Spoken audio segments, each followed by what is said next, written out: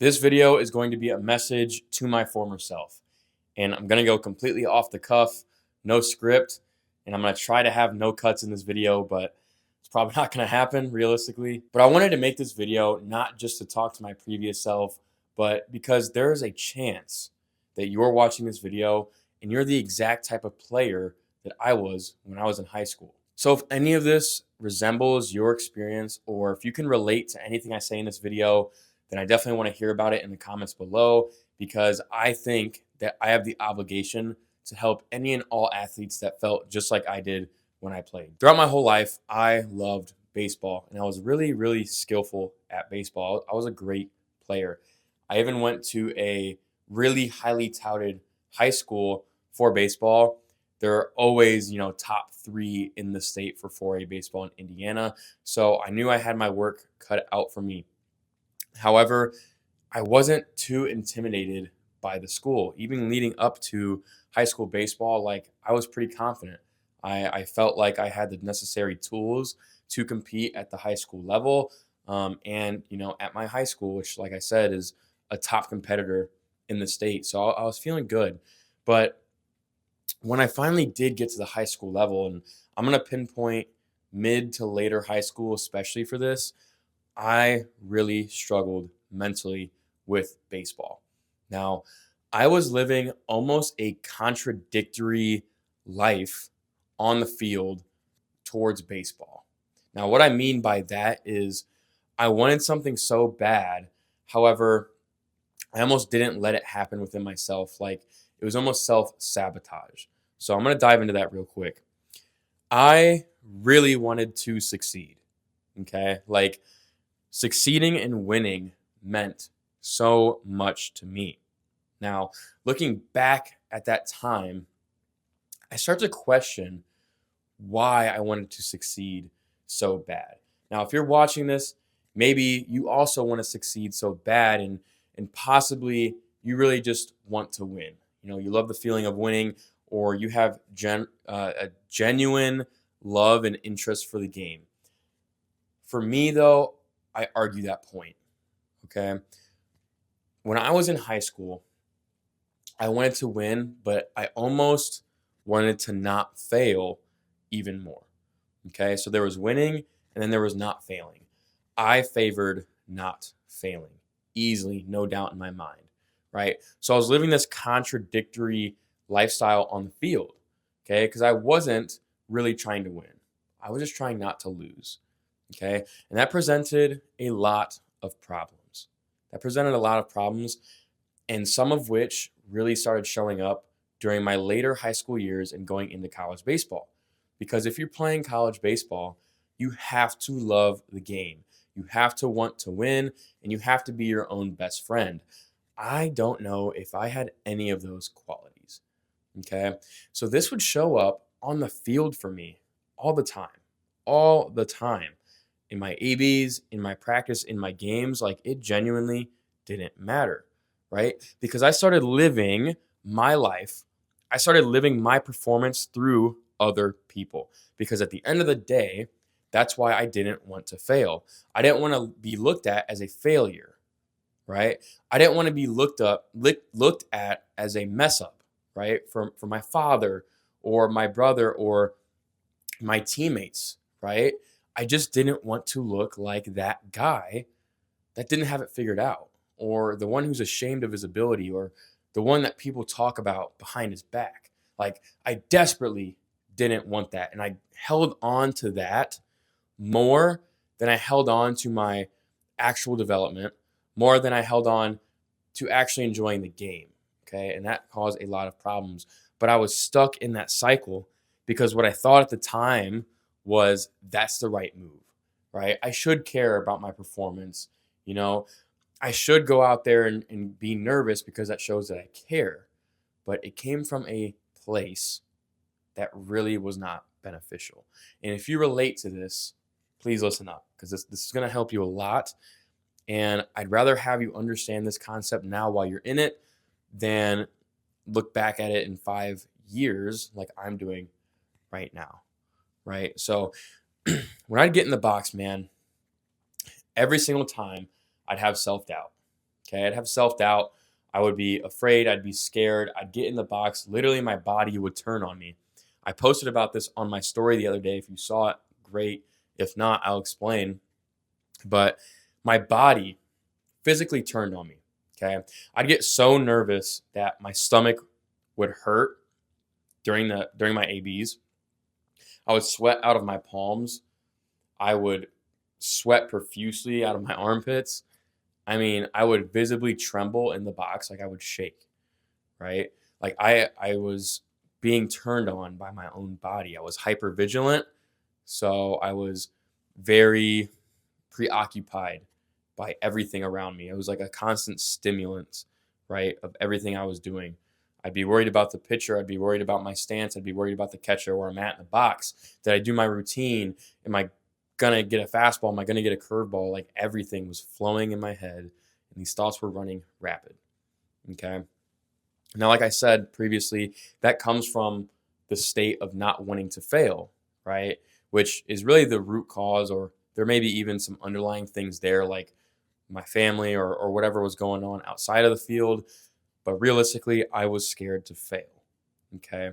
And the reason why I could not defeat this demon is because I didn't know, and I was also very scared to let go. Okay. So if you take anything out of this video, it is this: you must let go. Okay. This goes for anything in life, guys. This is not a baseball lesson. This is a life lesson. Anything you want, okay, money, a mansion, a loving family, baseball, guys, it has to be a product of you letting go. Because the tighter you grasp something, the less chance that it's actually going to be fulfilled in your life. Because of the reason that you simply can't control every outcome. You're just a human being. You cannot control every outcome. So you have to be okay with letting go. You have to be okay with failure. You have to be okay with the outcome that you are not mentally prepared for. Therefore, you are mentally prepared for every outcome, right? So let's tie this back into a baseball sense. I was not okay with striking out, right? Because I was so afraid of what people would say about me behind my back, right? In other words, I could not let go of the perception that people had of me. I simply couldn't do it. And that, in turn, ruined a lot of my baseball development. I would say even ruined my baseball career, right? Because that is the cancer that can do that. So you have to be able to let go, guys, okay?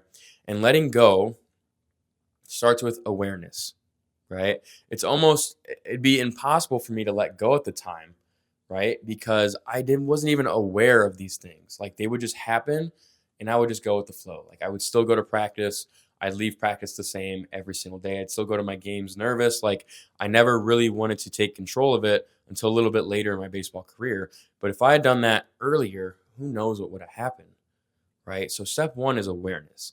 You got to become aware, okay, of your foundational flaws, okay? Become aware of the fact that you've got to let go, okay? So if I could tell my high school self one thing pertaining to his baseball career and even life in general, it is, Nate, you've got to let go. If you don't let go, you're going to be at the will and mercy of every person around you, okay? And if you want something in this life, if there's some kind of outcome, if there's some kind of purpose you want to fulfill, it will be impossible without letting go, right? It will be impossible being the puppet of everybody else. Even though they're not actively inciting that on you, allowing yourself to be in that position, you'll never reach your goals. Yeah, it's that simple, guys. You've got to let go, okay? So become aware of that. Once you're aware of that, there are actually some methods that you can implement in your life, right, to let go of certain outcomes, to try not to be so controlling of everything around you, okay? So let's fast forward a little bit into my senior year of high school and going into college. We'll say senior year, maybe summertime, right around there. I started getting aware of these habitual things within myself. Like I started becoming pretty aware of it. And I understood that it was a problem. However, it still persisted, right? That's because I was aware, but the methods I was implementing were pretty much non existent, right? And within myself, I was in a constant tug of war because I had no method to stick to a side. I was in a constant tug of war, and this was almost worse than not being aware, right? Being aware and not taking action is almost worse because now you're aware of what's going on and you're constantly pulled in different directions. So I was in a constant tug of war, man. And again, I put this on my story, but I was being pulled on one side, actually caring about the game, and I was being pulled on the other side, caring more about what people thought of me. Therefore, that flows down into a bunch of different things. On this side, I cared for the game. I wanted to play college baseball. On this side, I didn't want to play college baseball because I was so scared of the game. Like this dichotomy, this duality was a persistent theme within my baseball career and within me as a human being, right? And I was painfully aware of it, okay, until I did start developing methods, right? And the first thing I did was I wrote down and I got clear within myself what Nate Kelly actually wants out of his life, right? No more lying to myself, no more trying to appeal or please to other people. I actually got clear on what I wanted. Okay. And after months of this tug of war, I came up with a list, right? I got pen to pad and I came up with a list. I found out I did want to play college baseball. I found out I did love the game. Okay. And most importantly, I found out that this side of me, right, that's fear based, appealing to other people based, is lying to my true self. There is a tug of war of my lying self and my truth. Okay. And I became aware of that. And once I wrote it down, it almost dissolved in a sense because I gave it less power. Okay. So that was step one. Step two, I implemented meditation. Okay. I got really deep into neuroscience, almost some mysticality, I would say, a little bit of hippie type stuff with the meditation, but I got really deep into neuroscience. Okay. Neuroscience and mysticality are one and one to me. Just neuroscience is more of a modern approach than the mystical approach. But I got really deep into meditation. Like I would meditate for hours every single day. Okay. And I had a flow. I had a procedure within my meditations. But all I was trying to do in short was dissolve this lying self and become dominant and confident with my truth. Okay. So I would repeat affirmations to myself, right? Like I do want to play this game. I don't care what people think. I would repeat those kind of phrases over and over, and I would visualize myself as who I actually wanted to be in this life, right? And in a baseball sense, I would visualize myself in the box, super dominant, not caring about anybody else, right? Being me and living by my truth, smiling in the box because I enjoyed the game, right? And I'd repeat this visualization every single day for long periods of time, long periods of time until my brain recognized that this is the true me and there's no more room for my lying self. Okay. So senior year, I really started doing this, right? And it was right around, I want to say tryouts for my high school team. And like, I was the best player on the team, right? I was the best guy on the team. But my production, what I was doing on the field was abysmal. Okay. It was the worst baseball I've ever played in my life, right leading up to tryouts. Okay. So that fall, winter, high school senior season, dreadful, man.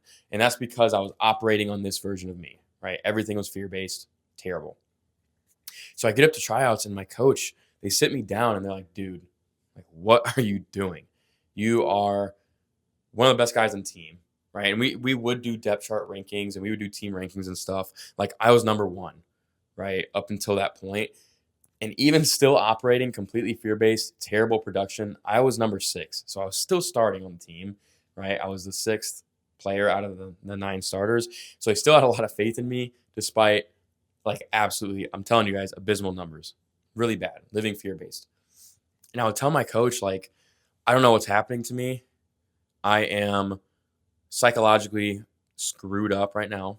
Okay. And I'm betraying myself on the field. My coaches, they were old people, like they were old guys. They didn't understand a lot of that stuff. They were more gritty and hard nosed. So I had to figure this all out alone. And I would do this meditation all the way up and, till season started. And I ended up, being the best player on the team. Right. Because I did make these changes within my own subconscious mind to become who I actually deserved to be and who I really wanted to be out there on the field. And I started living life joyfully, right? I made a complete 180 flip on who I was pretending to be, right? This fearful version of me who was fake. This was not real, but it was just a big lie that I was living.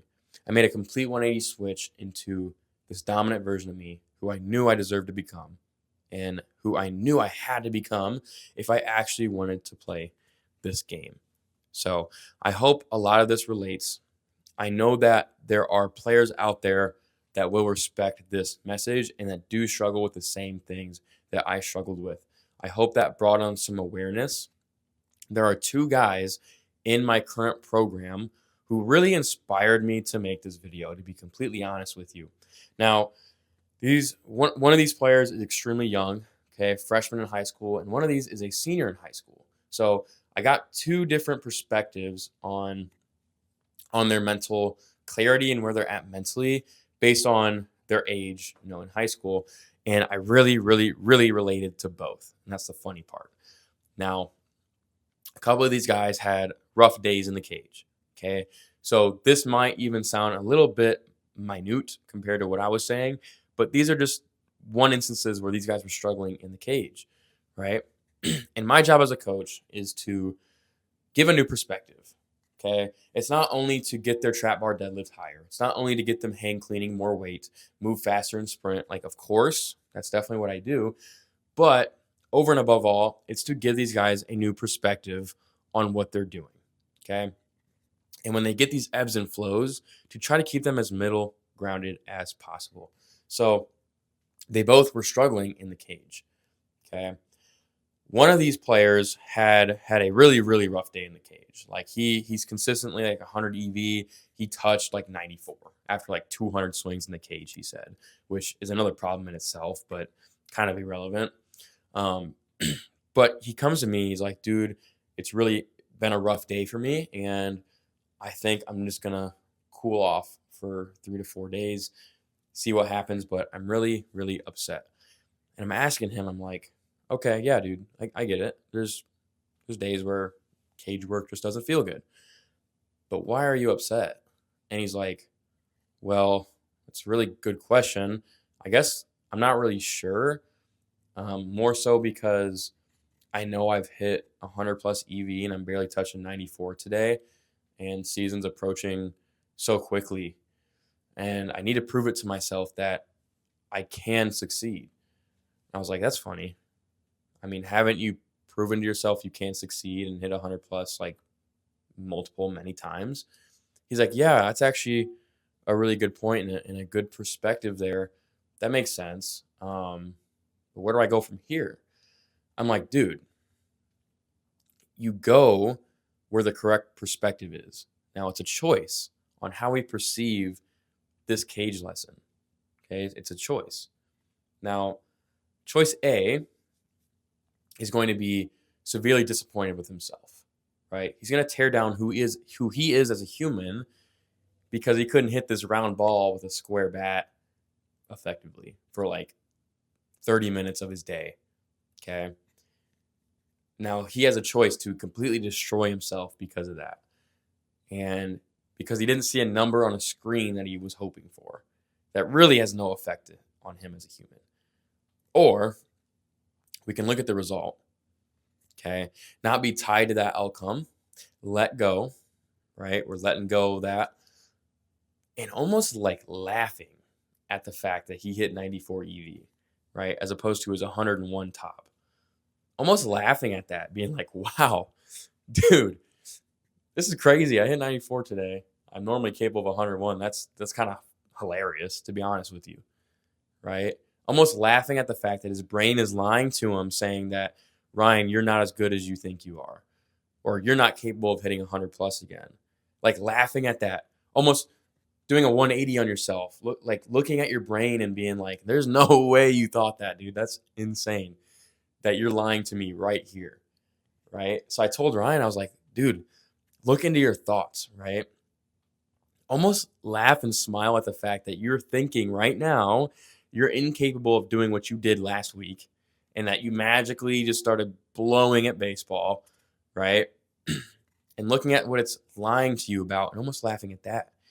And he's like, wow, that is just an incredible perspective, right? To almost observe your thoughts, right? And that's another meditative practice, but almost observe your thoughts, right? And then choosing the right path based on that.